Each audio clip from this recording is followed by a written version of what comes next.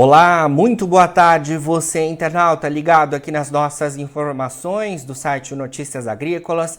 A gente dá sequência à nossa programação de boletins, agora para falar um pouco mais sobre mercado do petróleo. Mercado que avança na sessão desta quarta-feira nas bolsas internacionais com uma alta de um pouco mais de 0,5%, mas chegou a subir mais durante o dia, inclusive atingindo máximas de cerca de 4 semanas. Para a gente falar um pouco mais sobre o mercado do petróleo, o que está motivando essa alta na sessão desta quarta-feira, trazer também atualizações relativas ao cenário de importantes fatores que têm impactado o mercado e também as perspectivas para esse ano de 2024 que se inicia, eu converso agora ao vivo com o Felipe Cury, que é sócio-gerente da FK Energy Partners.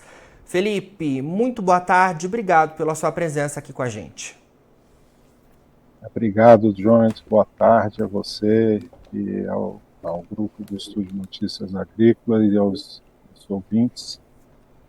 Você comentou bem aí que existe uma volatilidade nos preços do petróleo e a gente tem que ter em vista que esse mercado ele depende muito da oferta e também da demanda, né, global, por ser uma commodity. E tem questões geopolíticas que influenciam bastante a movimentação dos preços, além da dinâmica de oferta e demanda, né? Recentemente nós observamos aí os conflitos no Oriente Médio, além do conflito que já vinha na Europa, guerra entre a Rússia e a Ucrânia, e o fato de a gente ter um cartel, que a gente chama de OPEP, né, que são os países exportadores de petróleo, e a OPEP Plus, que inclui outros países como a Rússia, o México, entre outros, que se alinham com a OPEP. Né? Então, a OPEP é um grupo de produtores que representa, né, incluindo a OPEP Plus, aí, 40% da produção mundial, e simplesmente o que eles fazem é colocar a oferta um pouco abaixo da demanda para fazer uma manutenção dos preços mais elevados. Isso aí num contexto mais de médio e longo prazo. Obviamente, quando surgem os conflitos e questões geopolíticas, você pode ter oscilações de curto prazo no preço da commodity. E mais precisamente a preocupação principalmente dos países ocidentais, no caso dos Estados Unidos e Europa, no controle da inflação. Isso vem desde a época da finalização da pandemia, né, com a retomada das atividades econômicas. Os países vêm com dificuldade no controle da inflação e o preço do petróleo influencia bastante nesse quesito. E se você observar tanto a Europa quanto os Estados Unidos, eles vêm trabalhando nos preços de energia, né? Principalmente os Estados Unidos, com o aumento da oferta, eles vêm batendo recordes de produção, além de utilização das reservas estratégicas nos últimos 2 anos. Isso tudo para manter o preço do petróleo mais estável dentro de um valor que seja mais palatável, né, para os consumidores finais e, com isso, o controle da inflação.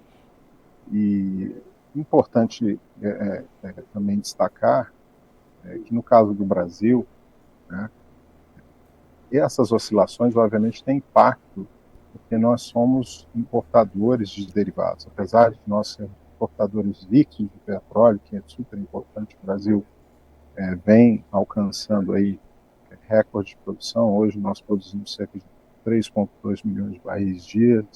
Existe aí o potencial de 2030 estarmos entre os 5 produtores, maiores produtores mundiais de petróleo, com 5 milhões de barris dia. Nós ainda somos importadores de derivados e, principalmente para o setor agrícola, que importa que nós ainda dependemos de 25% a 30% de importação do diesel. né? Então, por isso a preocupação muito grande aí do governo, da própria Petrobras, em ter evitar a volatilidade desses preços, primeiro para que os consumidores possam se planejar, e segundo, tem a questão da inflação também, né, a preocupação do país no controle da inflação. Então, essas oscilações são super preocupantes, né, no curto prazo, né, porque, obviamente, pode ter um impacto relevante. Falava-se aí, né, no conflito do Oriente Médio, se houvesse uma escalada, principalmente no escoamento do Estreito de Hormuz, né, que é o principal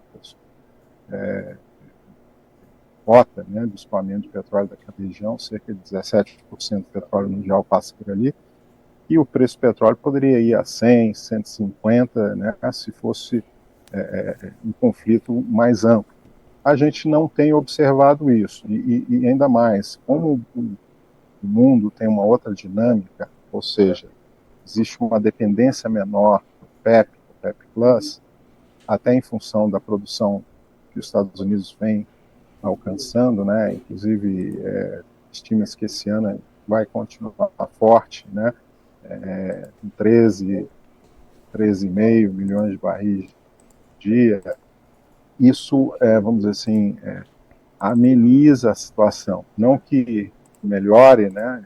O conflito tem variáveis que não estão sob controle dos Estados Unidos ou da Europa, mas pelo menos você tem uma dinâmica que pode, dizer assim, amenizar essa situação. E, além disso, os países emergentes aí na produção, como o próprio Brasil, a Guiana, o próprio Canadá, né, também contribuem com essa oferta, né.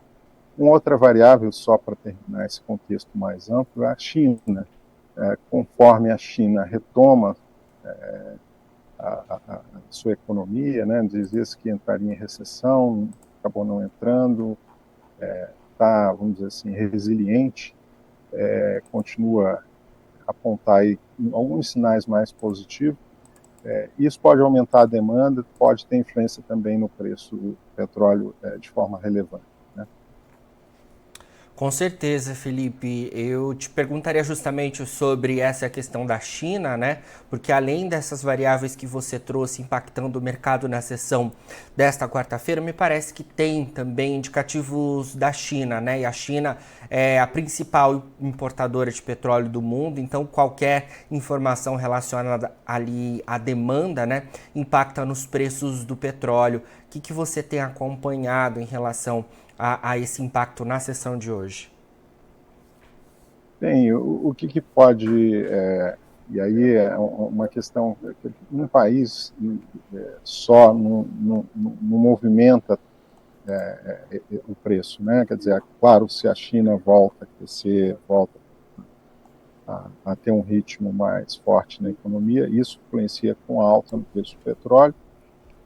Por outro lado, você tem os Estados Unidos também como ofertante, ou seja, eles estão trabalhando já há algum tempo na questão de produtividade, apesar das instalações, principalmente na bacia ali do Texas, né, que chama Permian Basin, eles vêm com o advento do shale gas e com a revolução do shale gas, eles vêm realmente batendo recorde e fazendo, vamos dizer assim, o offset dessas oscilações, ou seja, existem forças, é quase que um cabo de guerra bem intenso, e obviamente as oscilações ocorrem com variáveis que não são controladas, como os conflitos, né, regionais, né?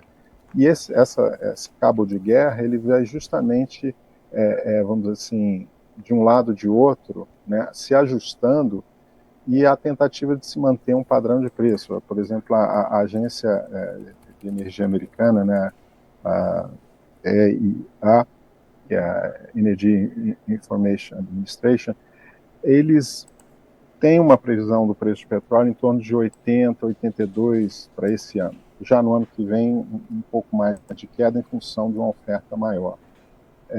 Então, assim, depende muito também do Ocidente, né? Não só da China, porque assim, a China produz para o Ocidente comprar. Então, se as economias, tanto nos Estados Unidos como na Europa, demonstram um crescimento, né, e vamos dizer assim, uma aceleração maior, isso beneficia a China, de um outro lado, na produção, que impacta também no preço da commodity petróleo.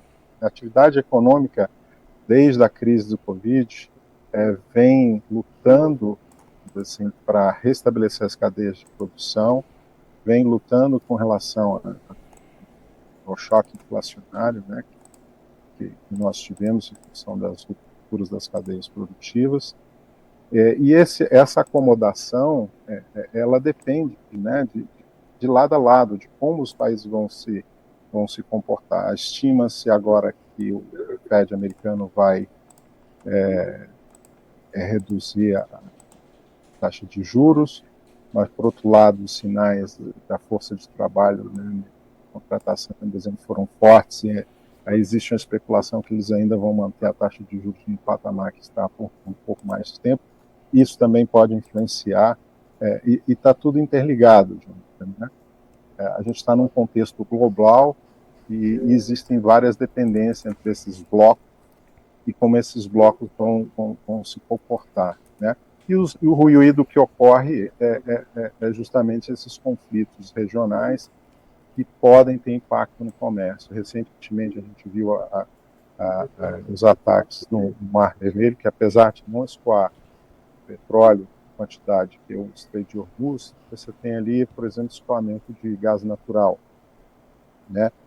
E mudanças de rotas de várias empresas evitando aquela região que podem inflacionar, por exemplo, os custos de fretes em geral e, por conseguinte, pressionar os países contra a inflação, né?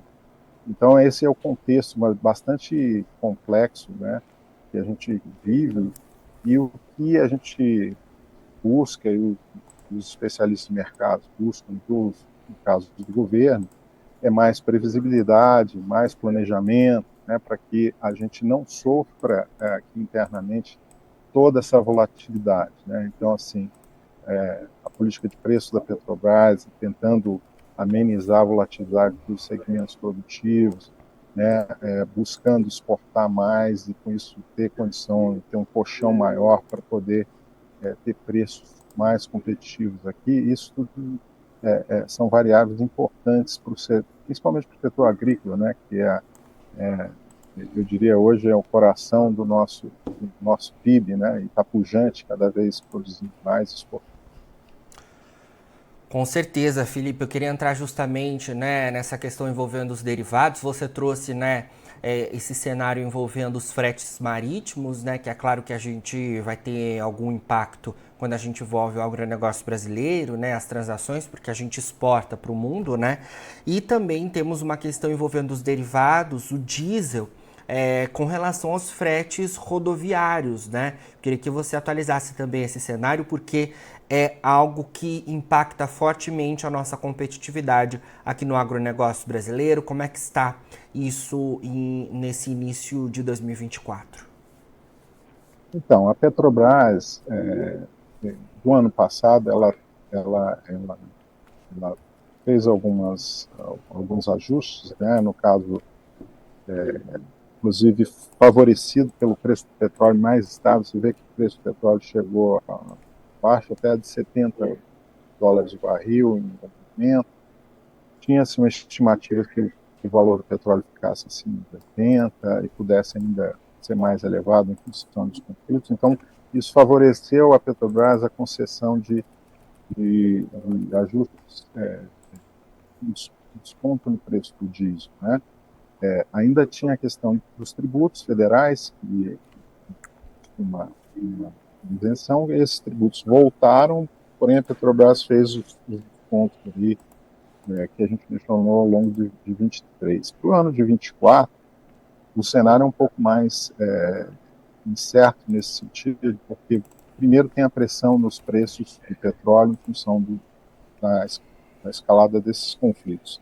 Segundo, o diesel consumido, né, que comentei que nossa matriz de transporte, ela consome cerca de 50% de todos os derivados que são, né, entre gasolina, etanol e tal, o diesel com o biodiesel consome 50% mais ou menos, né, esse transporte.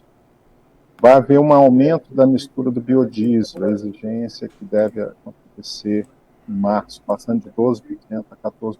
O preço do biodiesel, ele influencia no preço total do diesel. Então, isso é mais uma pressão. E aí é uma questão mais de política, né,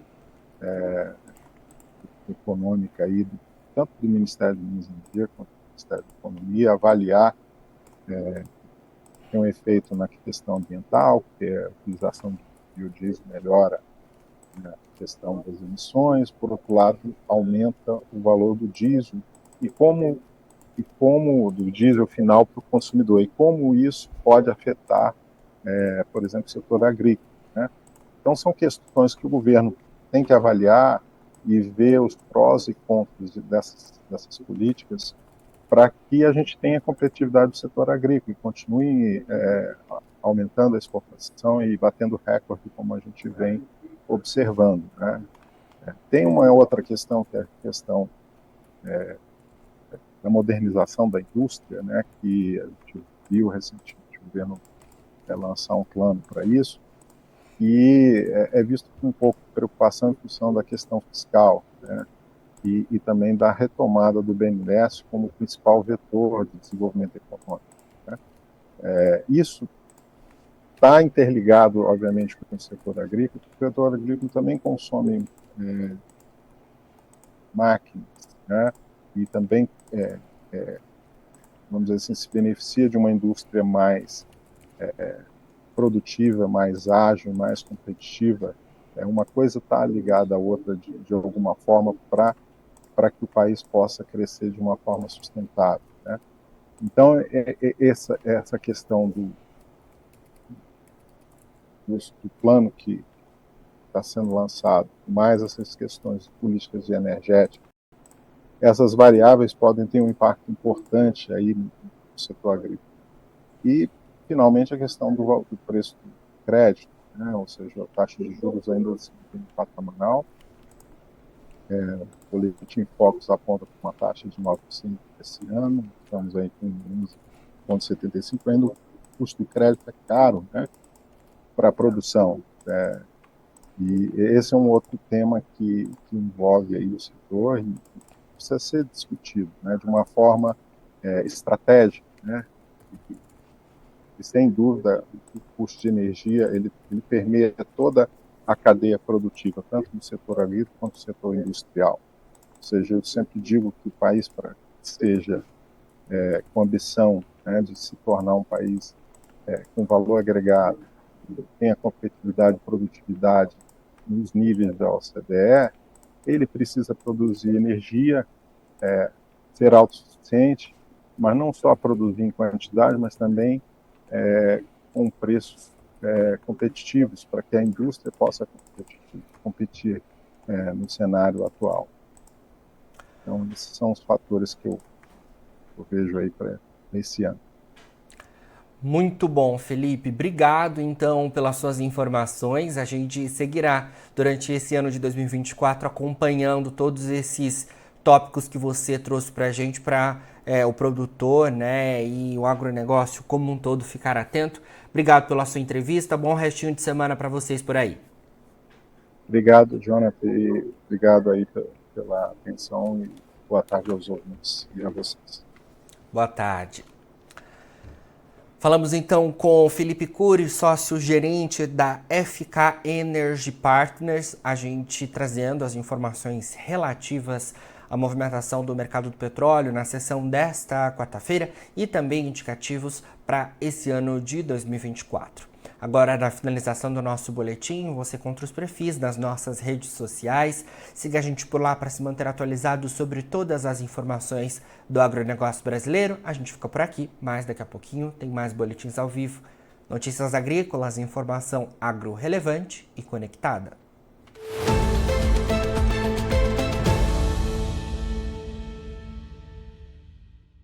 Participe das nossas mídias sociais, no Facebook, Notícias Agrícolas, no Instagram, @Notícias Agrícolas e em nosso Twitter, @Noteagri. E para assistir todos os vídeos, se inscreva no YouTube, na Twitch, no Notícias Agrícolas Oficial.